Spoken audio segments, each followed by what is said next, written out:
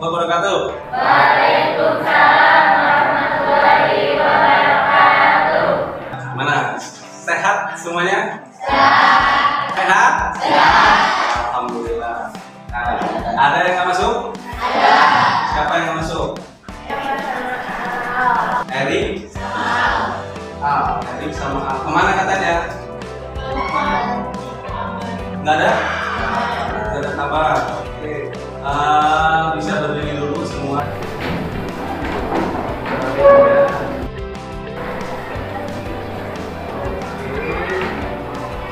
Kalau batik nggak usah dimasukin, nggak apa-apa, Sa. Batik nggak apa-apa, nggak dimasukin. Ya. Oh, nggak apa-apa. Nah, ini. Oke, semuanya udah rapi.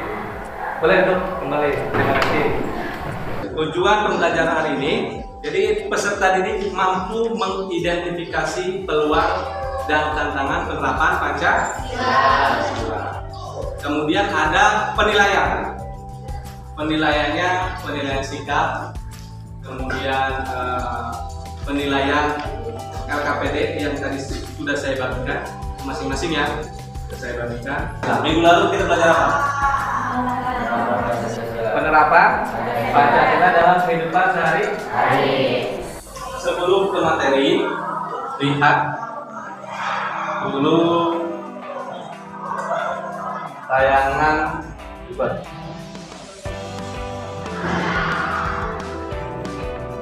Sekarang peluang dan tantangan penerapan Pancasila dalam era global. Ya, peluang penerapan Pancasila. Di era globalisasi dan digital seperti sekarang, peluang penerapan Pancasila bisa dilakukan dengan menggunakan teknologi informasi.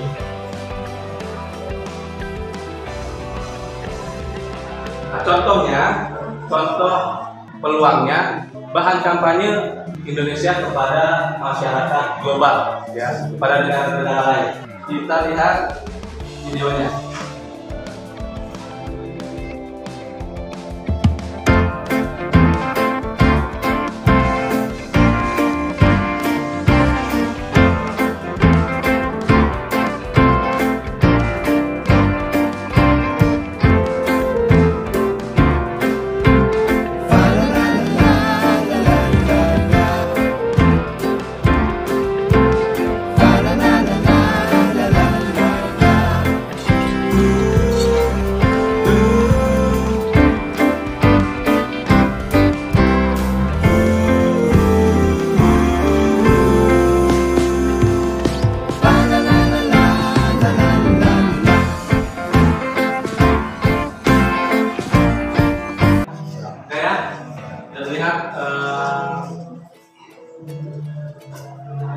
Video tentang tantangan dan peluang penerapan Pancasila.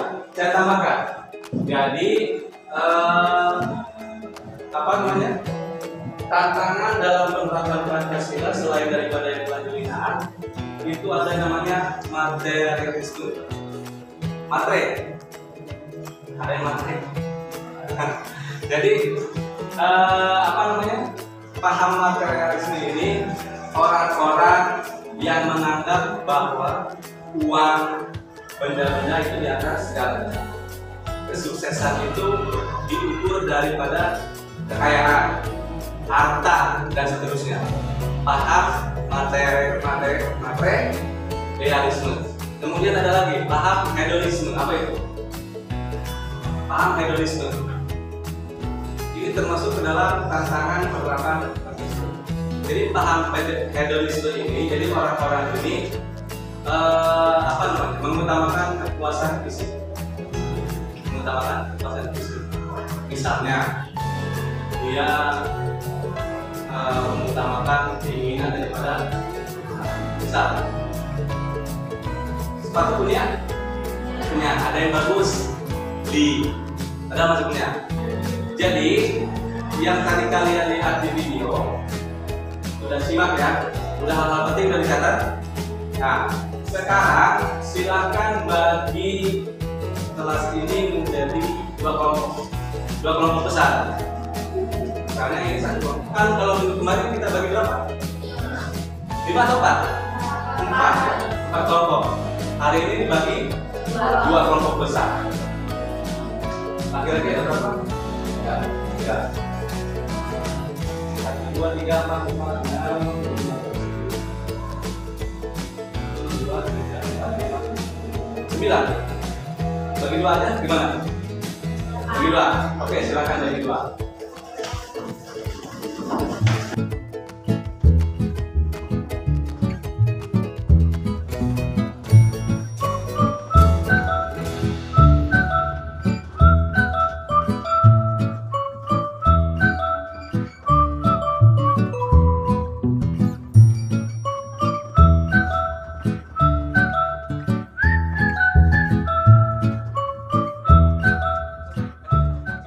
Kalian cari informasi sebanyak-banyaknya yang kalian butuhkan mengenai tantangan penerapan Pancasila dalam kehidupan global. Ya, silakan searching, kemudian tuliskan. Setelah dapat hasilnya, dipresentasikan, kemudian boleh tanya jawab. Paham ya?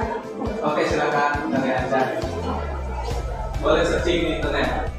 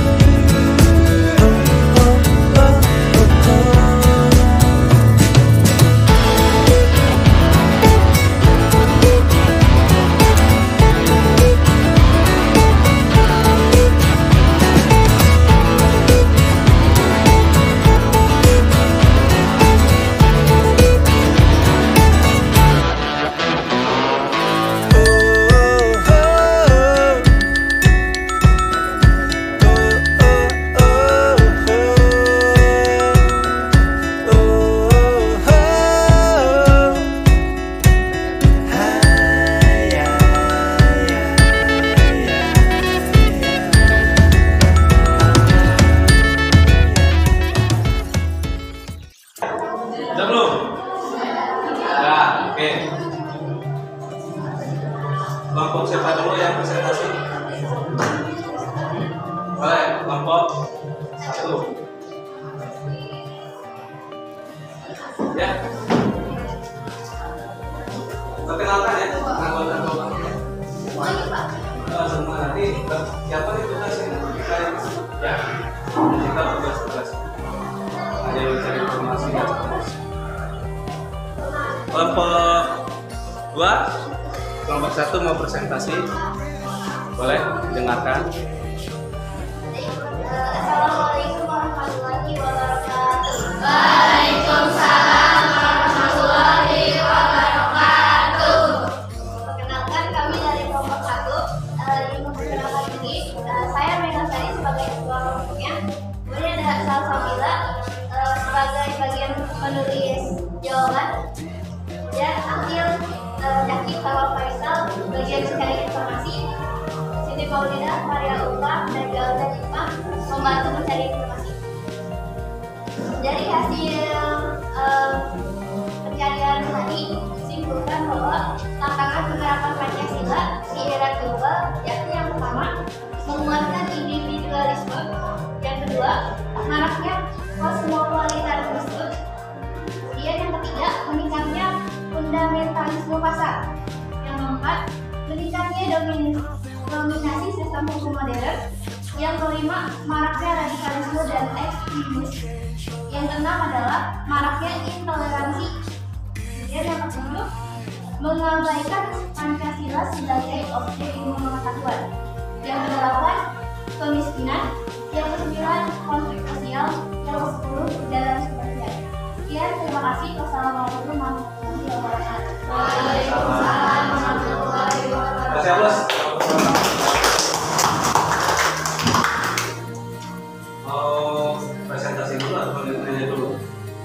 dulu. Atau gimana? Mau nanya dulu? Ada pertanyaan? Oke, silakan. Assalamualaikum warahmatullahi wabarakatuh. Waalaikumsalam warahmatullahi wabarakatuh. Kami dari kelompok 2 ingin bertanya kepada kelompok 1. Dari penjelasan yang telah disampaikan, ada kata fundamentalisme pasar. Apa yang dimaksud fundamentalisme pasar? Terima kasih. Sudah? Satu aja? Ya. Oke, mau dijawab boleh? Terima kasih atas pertanyaannya. Jawab pertanyaan nomor 2. Fundamentalisme pasar ialah mekanisme transaksi jual beli, bukan hanya untuk memenuhi kebutuhan, tapi bisa mengendalikan kehidupan, di mana membuat masyarakat terus-menerus mengejar keuntungan dan menjadi orang yang tidak peduli dengan nilai-nilai Pancasila. Sudah? Nah, Ada pertanyaan lagi? Oke, kasih aplaus. Sekarang berarti kelompok 2, silakan. Ada presentasi. Assalamualaikum warahmatullahi wabarakatuh. Waalaikumsalam warahmatullahi wabarakatuh. Kami dari kelompok 2 itu mengatakan yaitu peluang tentang penerapan Pancasila dalam praktek informasi jualan.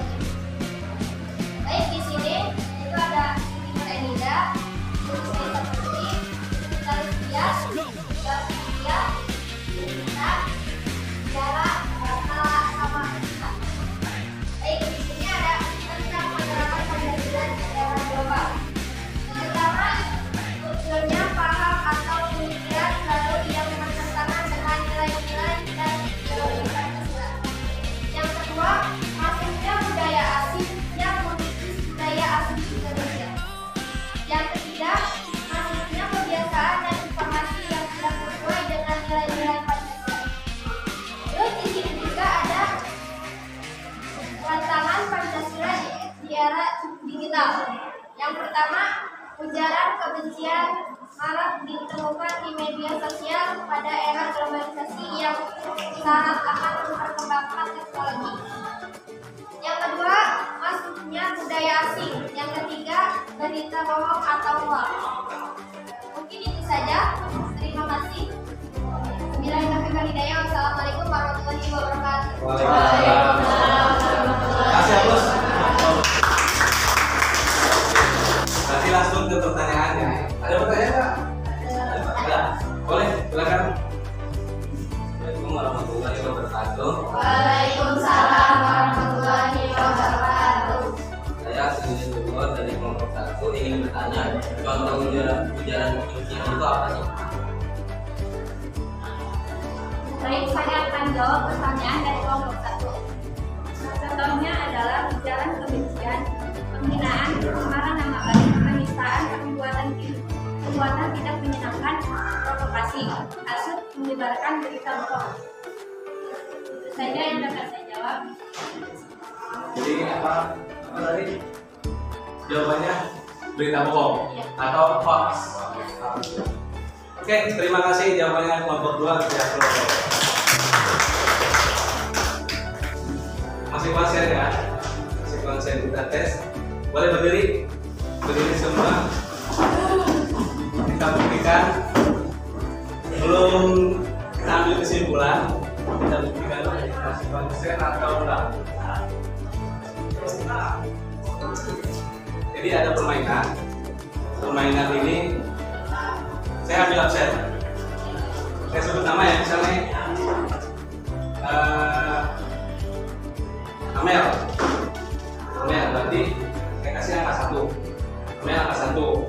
Terus Akil angka 2. Bilkis 3. Dan seterusnya. Paham ya?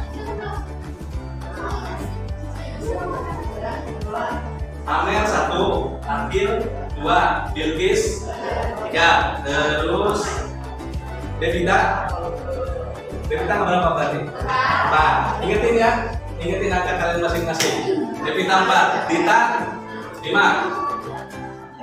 Fitri 6, Hikmah 7, Hikmah 7, Maria lupa 8.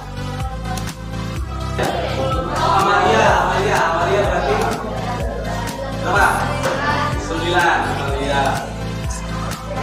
Terus Faisal 10, Kala 11, Najwa, Salsa, Siti Nurida, Siti Nurida,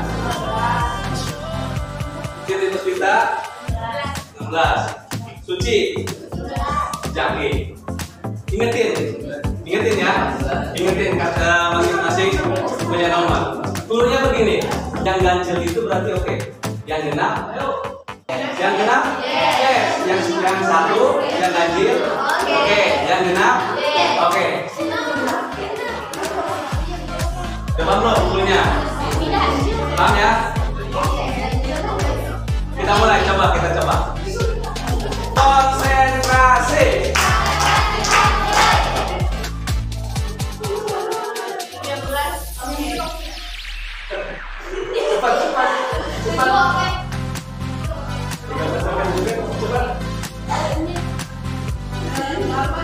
Oke, kalau telat berarti dia nggak konsen.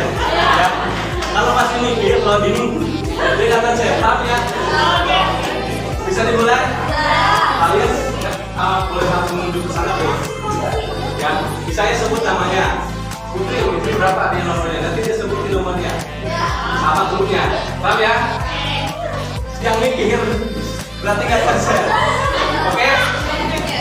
Konsentrasi.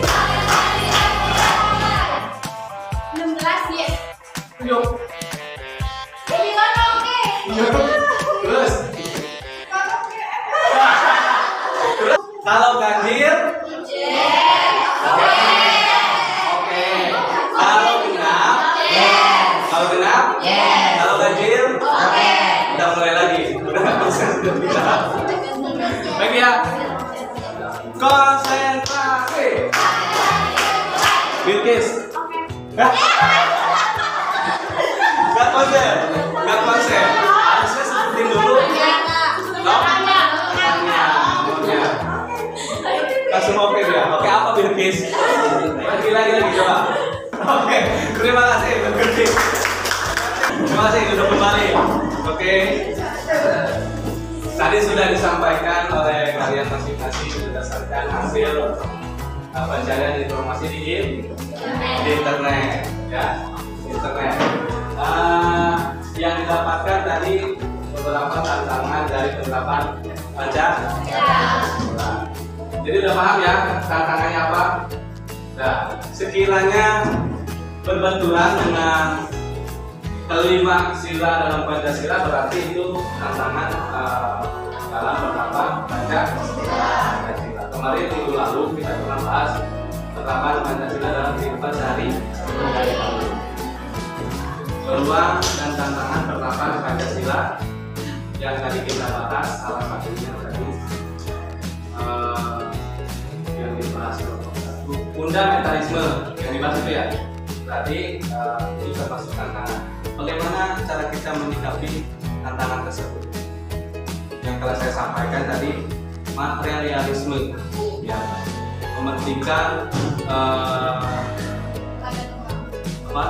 harta dan uang, menganggap kesuksesan itu di atas segalanya, sehingga kita menghalalkan segala cara dalam proses meraih hal tersebut. Itu tantangan penerapan Pancasila. Peluangnya apa? Peluang penerapan Pancasila tadi secara global kita ada internet ya, ada internet. Jadi kita bisa memberikan informasi ke masyarakat luas, ke negara lain, ke daerah lain tentang penerapan Pancasila. Tadi tugas kelompoknya nanti dikumpulkan. Kegiatan kali ini kita cukupkan sampai di sini. Mudah-mudahan kegiatan pembelajaran hari ini mendapat berkah dan ridha Allah Subhanahu wa taala. Amin. Mari sama-sama kita tutup dengan membaca hamd. Alhamdulillah. Silakan kembalikan